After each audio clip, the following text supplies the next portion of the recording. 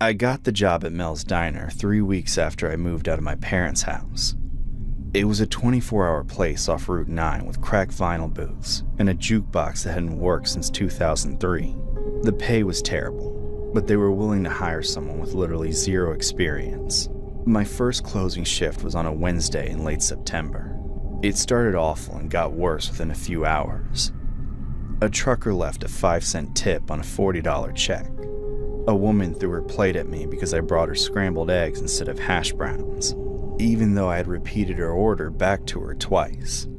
And 2 guys in a corner booth kept making kissing sounds every time I walked past.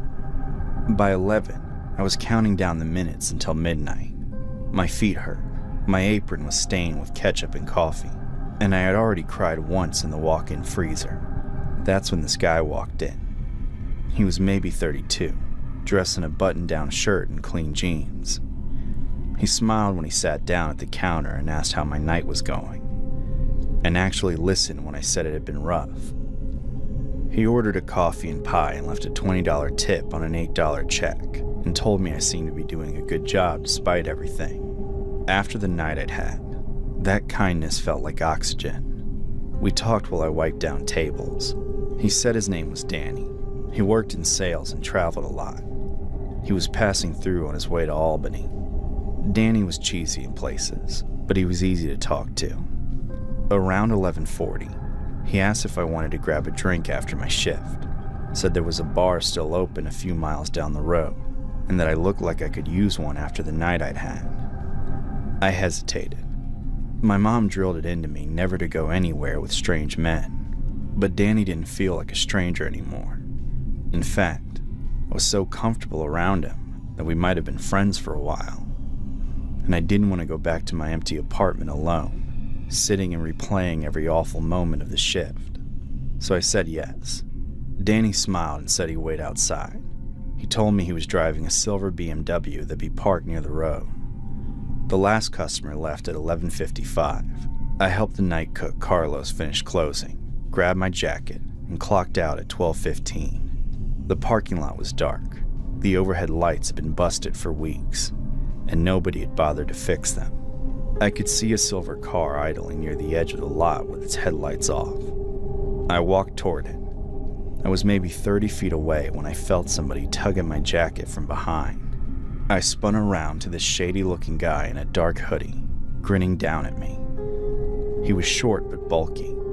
Most of his face was ducked under the hoodie, but I could see the yellow crooked teeth followed by a piercing on the upper lip.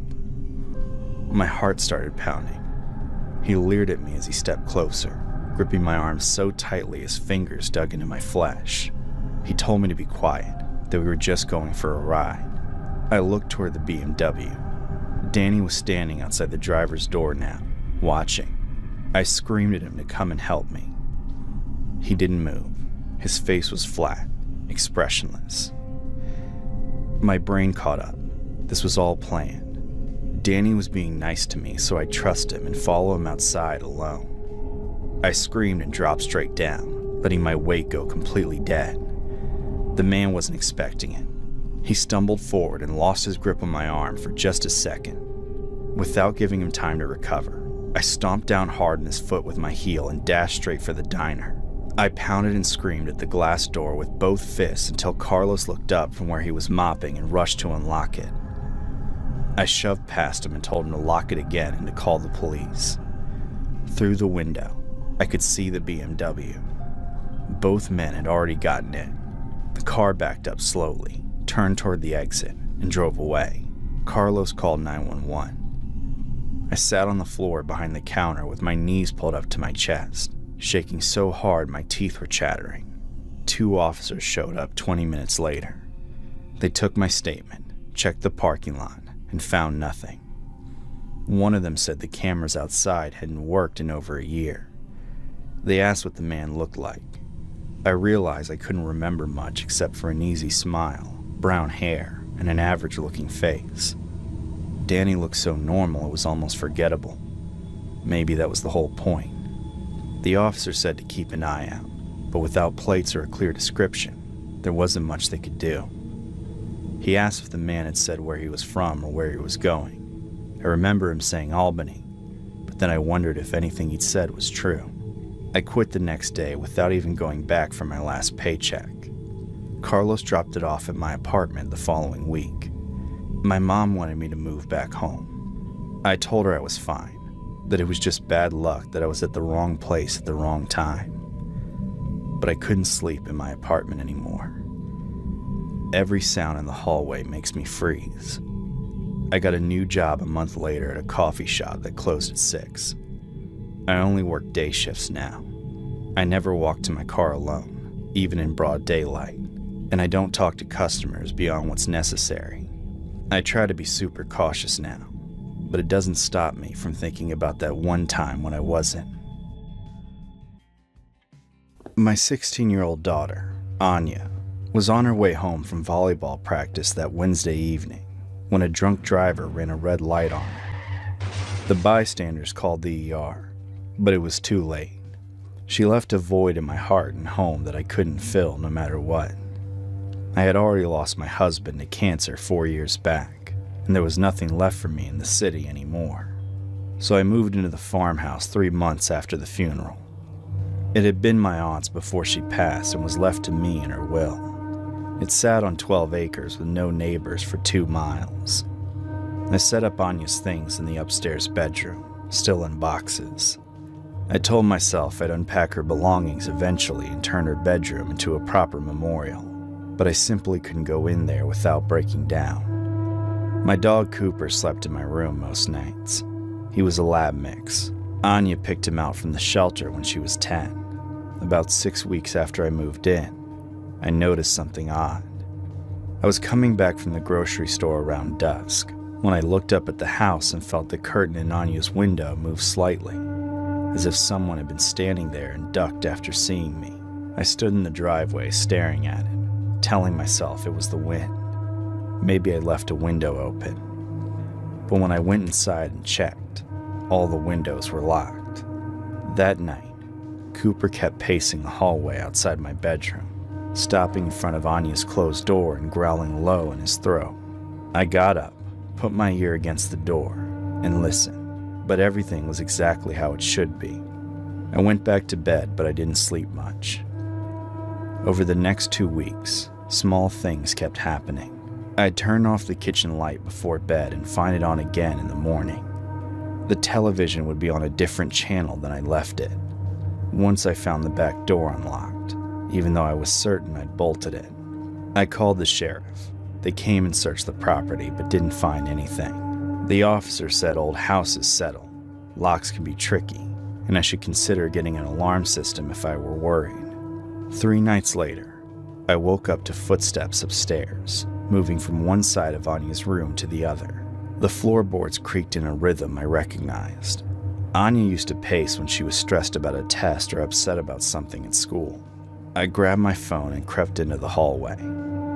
Cooper was already there, pressed against the wall, trembling. As I climbed the stairs slowly, the footsteps stopped, still with my heart hammering. I reached Anya's door and opened it. Inside, the room was destroyed. Anya's boxes had been opened, and clothes were scattered everywhere. Dresser drawers were pulled out with contents dumped on the floor. The volleyball was gone from the windowsill too, and crouched beside the bed, wearing one of Anya's dresses, was a child-sized figure. For a second, my heart stopped beating. I was frozen as the figure slowly looked up, darted forward, and ran right past me. So close I felt the air move. I stood there shaking for I don't know how long before I could make my legs work. I went downstairs, turned on every light, called the sheriff, and sat in the kitchen with a knife until the cops arrived. They searched the whole house top to bottom, but couldn't find anything out of place. I didn't sleep for 3 days after that. On the 4th night, I woke up to Cooper barking. I got up and found him in the hallway at the bottom of the stairs, staring upward toward Anya's room. The same small figure wearing Anya's volleyball uniform was standing in the doorway. The shorts were too big, bunched up, and held with a belt. The jersey hung past the knees.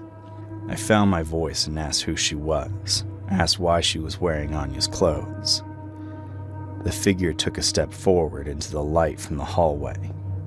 My stomach turned. It wasn't a child.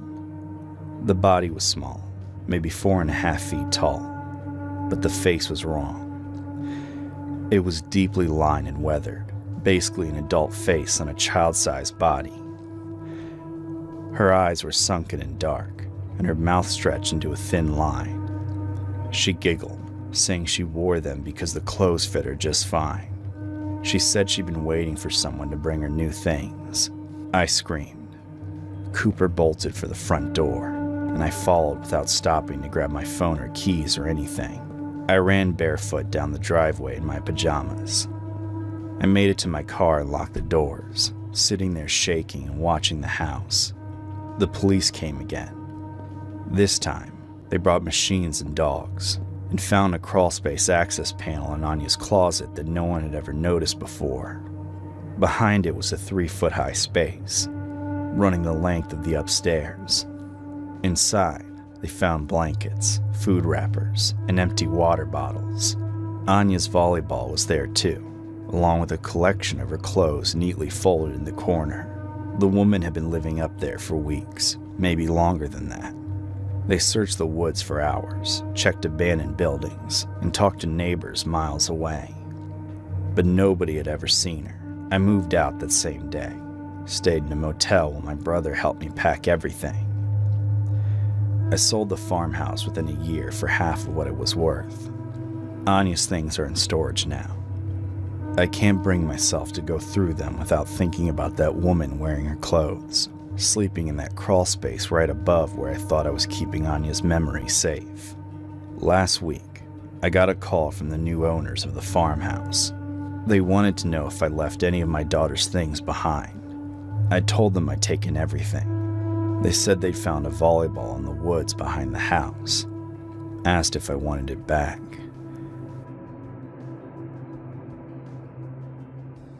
I was 31 and working nights at a truck stop diner off Interstate 84.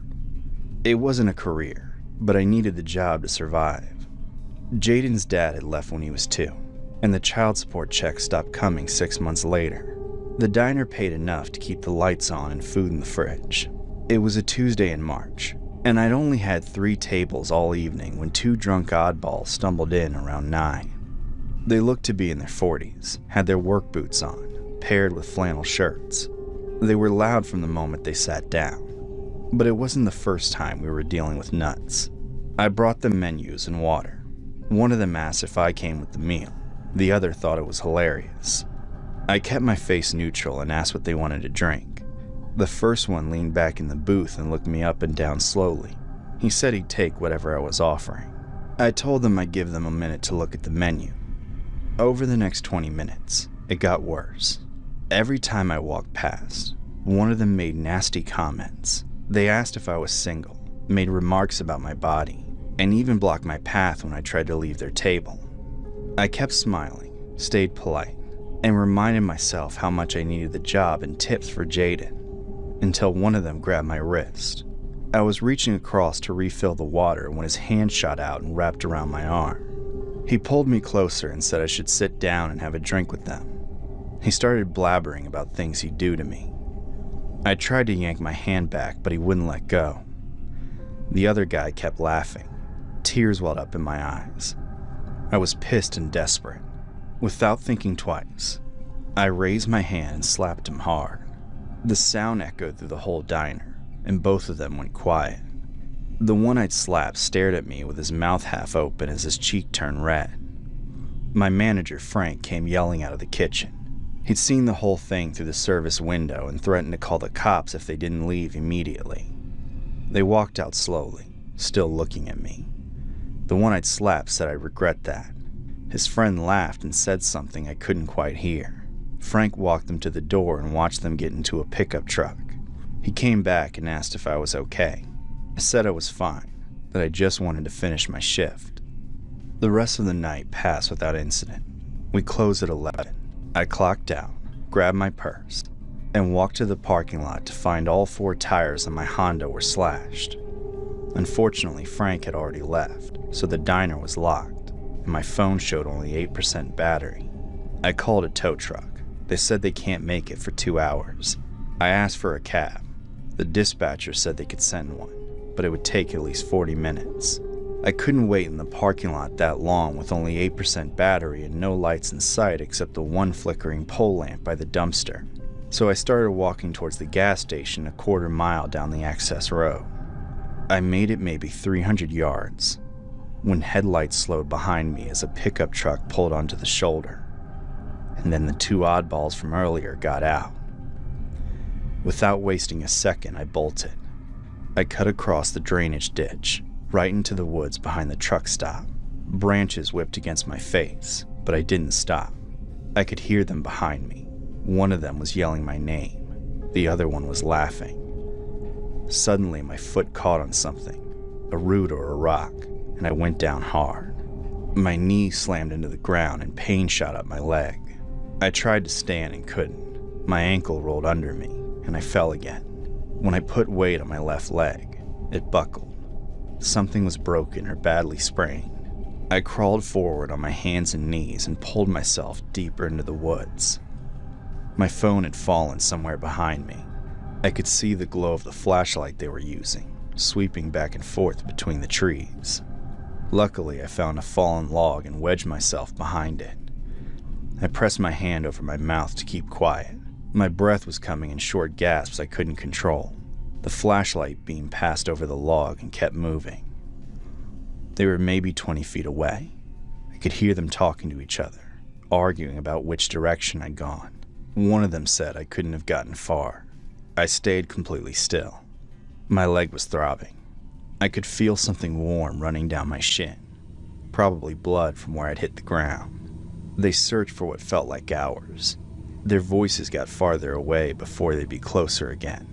At one point, one of them stood so close to the log I could smell cigarette smoke. Eventually, their voices faded. I heard a truck door slam in the distance and the engine humming away. I still waited another 30 minutes before I pulled myself upright using the log and started limping back toward the road. I found my phone in the dirt. The screen was cracked, but it was still working. It still had 2% battery. I called 911 and whispered my location. The dispatcher kept me on the line until the ambulance arrived. They found me sitting against a tree about 50 yards from the truck stop, covered in mud and blood. My leg was fractured in 2 places. They kept me in the hospital overnight for observation. The police took my statement the next morning. I gave them descriptions and told them about the truck. They said they'd look into it, but without plates, there wasn't much they could do. I quit the diner the day I got out of the hospital, told Frank over the phone. He said he understood and that he was sorry. One of my friends helped me get a remote job 3 weeks later at a call center. So I work from home now and avoid going after dark anymore. Jaden is only 5, but way more mature than kids his age. Maybe he couldn't get the whole story, but he knows his mommy survived something horrible. Over time, he may forget it, but I know I won't. I bought the house in May, right after I got the promotion at work. It was a small 2-bedroom in a quiet suburban neighborhood where everyone minded their own business. The price was reasonable. The inspection came back clean, and I could finally afford to live alone. The neighbor to my right, Mr. Henry, seemed normal enough at first. I saw him once during the walkthrough. He was an older man in his 50s working in his garden. He waved and I waved back. I moved in on a Saturday and spent the weekend unpacking boxes and arranging furniture. Sunday evening, I was carrying the last load in from my car when I noticed him standing at his upstairs window, looking down at me. I figured he was just curious about the new neighbor. But over the next week, I started noticing a pattern. Every time I came home from work, he'd be at that same window, standing still as a statue, peering down at me. I mentioned it to my coworker, Diane. She said old people get bored and that he probably didn't mean anything by it. I tried to believe that. 3 weeks in, I was taking a shower before bed. It was around 10:30, and I had the bathroom window cracked to let out the steam. The window was frosted glass, high enough that nobody could see in unless they were standing on something. I was rinsing shampoo out of my hair when I saw a bright flash of light through the frosted glass. I froze for a second before I turned off the water and wrapped a towel around myself. My hands were shaking. I killed the bathroom light and stood in the dark, trying to listen over the sound of my heartbeat. I could hear shuffling outside before hurried footsteps seemed to move away toward the fence line. I went to my bedroom window that faced his yard. In the dim light from his porch, I saw a shadow moving back toward his house. I didn't sleep that night, kept every light on and checked the locks on all the windows and doors at least a dozen times. The next morning, I called the police and told them what happened. They sent an officer out who took a report and said they talked to my neighbor. But without proof, it was difficult to do anything. He suggested I install curtains in all my windows and maybe get some motion sensor lights. I did both that same day, but it didn't stop. My dog Bailey started acting strange. She was a golden retriever and friendly with everyone, but she started barking in my bedroom window every night around midnight. She was pretty aggressive in a way I'd never seen before. One night, I looked out and saw fresh cigarette butts by my back fence. I don't smoke, nor do any of my friends who visited. The realization that someone could be lurking around my house made me paranoid. I started closing all my curtains before it got dark, stopped going outside after sunset, and toggled with my routine so I wasn't coming home at the same time every day. That Tuesday night, I'd gone to bed around 11. Bailey was on the floor beside me, already asleep. I was just starting to drift off when she bolted upright and started barking at the window. I sat up and listened. The house was quiet except for Bailey. I was about to tell her to settle down when I heard the sound of my bedroom window sliding open. I grabbed my phone and turned on the flashlight. The window was open about 6 inches. As I watched, a hand reached through the gap and pushed it higher. Suddenly, his face flashed me a grin as he started pulling himself through. I screamed, grabbed the lamp from my nightstand, and swung it as hard as I could. It connected with the side of his head. Mr. Henry made a sound between a grunt and a gasp and fell backward. His body hung there for a second before he pulled himself free and dropped to the ground outside. I heard him running. Bailey was going insane, barking and throwing herself at the window. I called 911, told them my neighbor had tried to break into my house. They arrived in less than 5 minutes. When they went to his house, Mr. Henry answered the door like nothing had happened, claimed he'd been asleep the whole time. But I could see the blood on his temple where the lamp had hit him. The officers asked if they could search his house. He refused at first. Then his lawyer showed up and advised him to cooperate. They found 100 of my photos in his bedroom closet. Some of them were taken while I was showering or changing. He drilled a tiny hole in my fence and installed a small camera pointing at my back door. They found 2 more cameras in the bushes near my house. He was arrested that night. The trial took 8 months. His lawyer tried to argue he was just a lonely old man who developed an inappropriate fixation. The prosecutor showed the jury photos, the cameras, and the evidence of him tampering with my window lock. He got 4 years. I sold the house before he was even sentenced. Couldn't stay there another night. I live in an apartment now, on the 3rd floor, facing an open parking lot where I can see anyone approaching. I still check all my locks 3 times before bed and close every curtain the second the sun goes down. I lost Bailey last year to heart failure. Sometimes I look up his name online just to make sure he's not living near me. The registry shows an address 40 miles away, but I don't trust it. I think about those photos a lot. The ones they showed in court were just a fraction of what they found. The detective told me there were over 1,000 images. He'd been watching me from the moment I moved in, and I wonder how long he'd been planning to climb through that window. If that was the first time he tried, or just the first time someone had woken up. I was 17 when I started working at Crossroads Diner. It sat on Highway 81 in the middle of nowhere upstate. My shift was 5 to midnight on weekends, which meant I was usually alone up front while Hector worked in the kitchen. It was a Thursday in November when the man walked in around 9:30, right after the dinner rush had died down.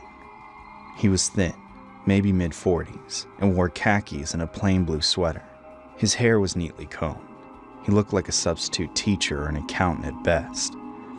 He settled in booth 7, the last one near the bathrooms, and ordered 2 bottles of water. I brought it to him with silverware wrapped in a paper napkin. He thanked me and pulled out a small notebook with graph paper inside. He started writing numbers in neat columns. By then, I'd encountered plenty of weirdos, so I simply went back to work but kept an eye on him. An hour passed, but instead of ordering food, he sat there, writing and occasionally sipping his water. Every few minutes, he'd glance up at me and would immediately look away the moment our eyes met. Around 10:30, I went over and asked if he wanted to order anything. He looked up with a small smile and said he was fine. He took a pause before he added my name. I froze. My name tag had fallen off 2 days ago, and I hadn't gotten a replacement yet, and didn't remember introducing myself. He must have seen the confusion on my face because he gestured toward the schedule board near the kitchen, said he noticed it earlier. That made sense. The board listed everyone's shifts with their first names. I relaxed a little and told him to let me know if he needed anything. He nodded and went back to his notebook. By 11:30, I started cleaning up for closing. The man was still there, scribbling stuff. I wiped down the other booths and refilled napkin dispensers, trying to work my way toward him without being obvious about it. He finally stood up around 11:45 and asked where the bathroom was. I pointed down the hall. He walked back there and I heard the door close. 10 minutes passed, but he didn't show up. I glanced at the clock. It was almost midnight. Hector was finishing in the kitchen, and I wanted to lock up and get out. I walked down the hallway and knocked on the bathroom door, calling out to ask if everything was okay, but the stalls might have been empty. I knocked harder, but again, got no answer. I tried the handle. The door opened, and the bathroom was really empty. I looked around and noticed the window above the toilet was unlatched, pushed open wide enough for a thin person to squeeze through. The screen was gone. I backed out of the bathroom, visibly shaken. My heartbeats picked up. I went to tell Hector, but he'd already left through the kitchen entrance. I was alone. I locked the front door, turned off most of the lights, and went back to the office to grab my jacket. Suddenly, my phone buzzed in my pocket. It was a text from an unknown number. You should lock the back door first. That's where they usually come in. My stomach dropped. I stared at the screen and read it again as another text came through. You took 4 minutes and 23 seconds to close last Tuesday. Tonight you were faster.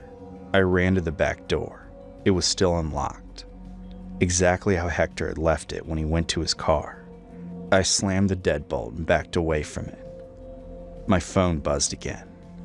Good. I looked out the kitchen window toward the parking lot. Headlights flicked on across the highway, but maybe 200 yards away. A dark sedan was parked on the shoulder with the engine running. The man was standing beside it with his notebook in his hand. He was looking directly at the diner. He raised his hand slowly, held up 3 fingers, and pointed at me. I dropped below the window and dialed 911. My hands were shaking so badly I could barely hold the phone. The dispatcher answered, and I tried to explain what was happening. She said officers were on the way, that I should stay inside and keep the doors locked. I stayed on the floor behind the counter, watching the front door. Every few seconds, I'd peek up at the window. The headlights were still there. 2 patrol cars pulled in some 15 minutes later. I watched the officers get out and look around. One of them crossed the highway toward where the sedan had been parked, but it was gone.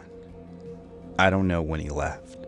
I'd stopped looking after the 5th minute, too afraid he'd somehow gotten closer. The officers came inside and took my statement. I showed them the text. One of them asked if I noticed anyone suspicious before tonight. I said no. He asked if I was sure and insisted that I really think about it. I did, and remembered how last week, maybe the week before, I'd seen someone sitting in booth 7 late at night. I couldn't remember their face, but I remember thinking it was weird they'd only ordered water. The officer asked if I had security footage. I told him the cameras hadn't worked in months, that the owner kept saying he'd fix them but never did. They stayed until my mom came to pick me up, told me to call if anything else happened. I quit the next day, told my mom I wanted to focus on school. She didn't argue. 2 weeks after that, I was at the grocery store with friends when I saw him in the cereal aisle, wearing the same blue sweater, holding a box of cornflakes. When he saw me looking, he smiled and gave me a little wave. I left my cart and walked straight out. My friends asked what was wrong. I told them I'd seen someone I used to know. That night I got another text. "You're faster at the grocery store too. 11 minutes from entrance to exit. Last time was 19. Efficient as ever, Noah."